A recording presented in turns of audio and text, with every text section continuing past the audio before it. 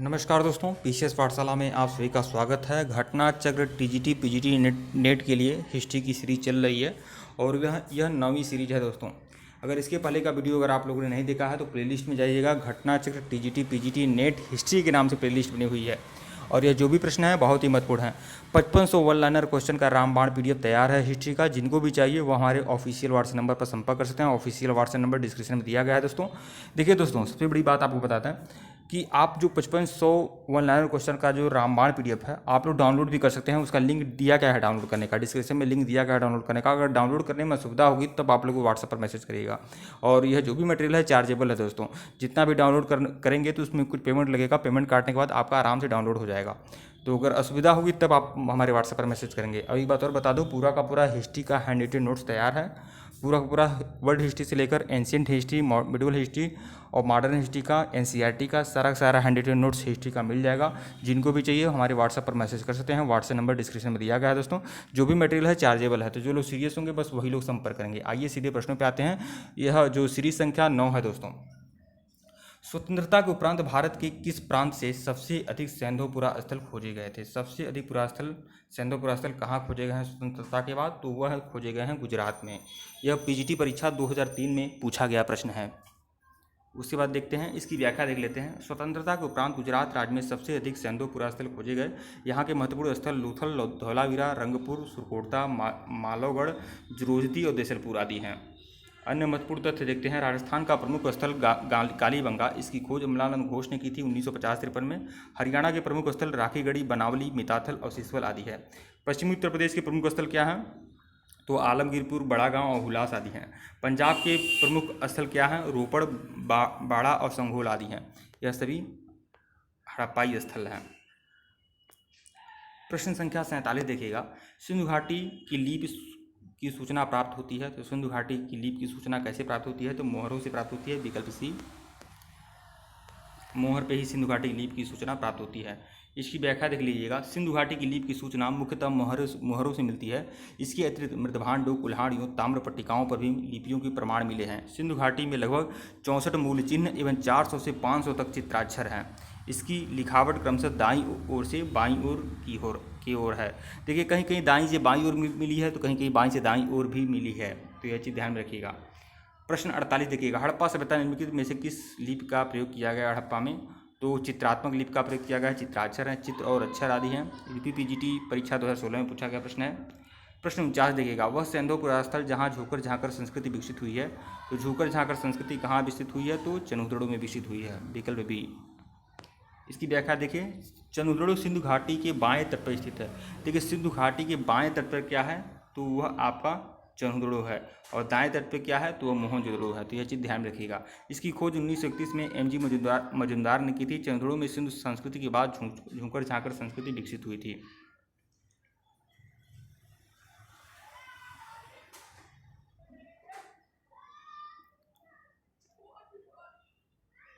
प्रश्न 50 देखिएगा। झूकर झांकर संस्कृति एक है। तो झूकर झांकर संस्कृति क्या है?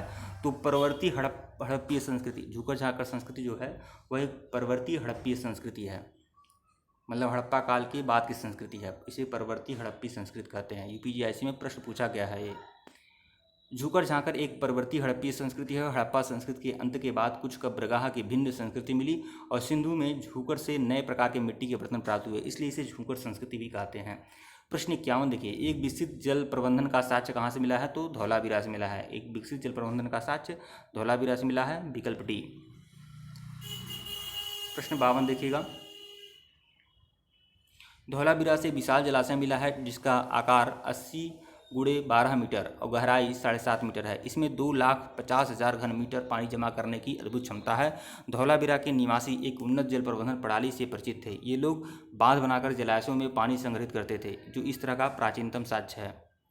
प्रश्न 52 देखिएगा। सिंधु घाटी सभ्यता का प्राचीनतम नगर हड़प्पा स्थित है। तो हड़प्पा किस नदी किनारे है? तो रावी नदी के तट पर है। विकल्प बी जो है वह आपका सही है।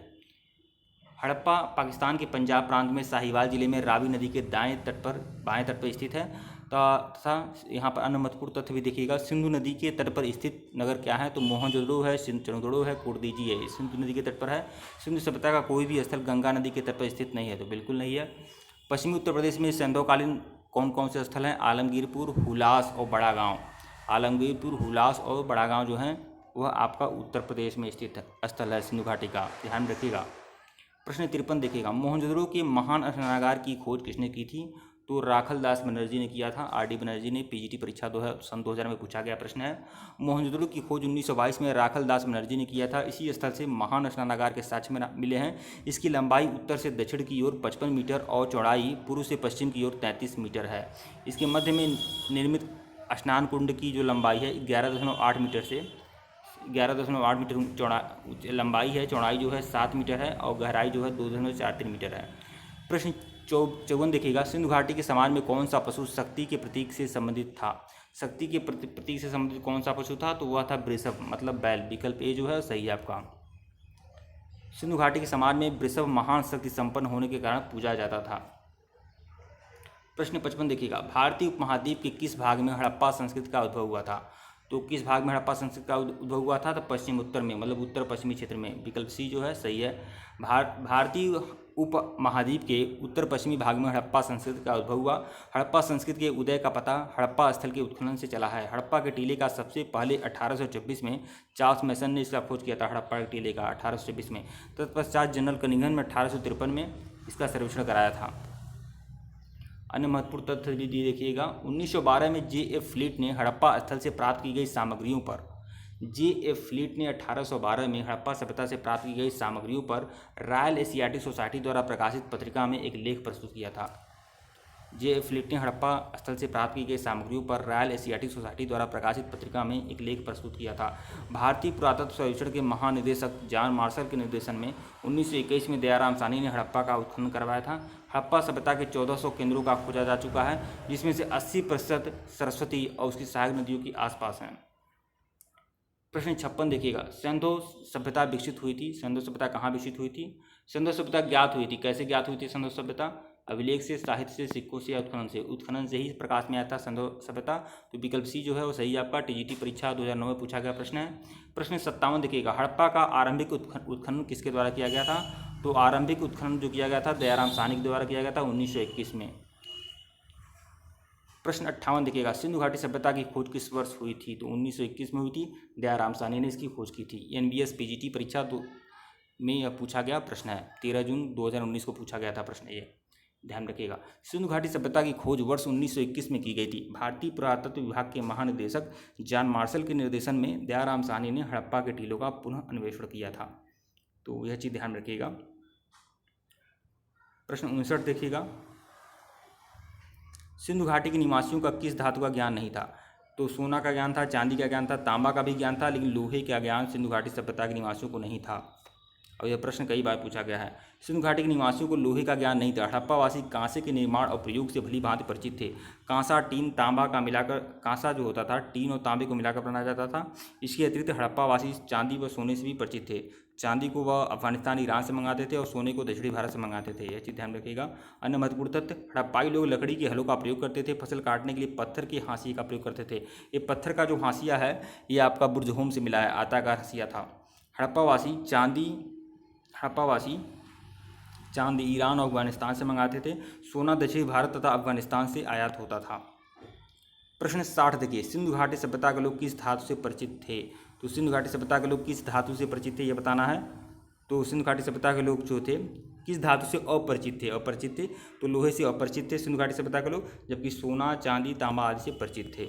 यह भी प्रश्न आपका एनबीएस पीजीटी परीक्षा 13 जून 2019 में पूछा गया प्रश्न है। तो जितने भी प्रश्न आप लोग को बताए गए सभी मोस्ट इंपॉर्टेंट है और किसी न किसी परीक्षा में पूछे गए प्रश्न है।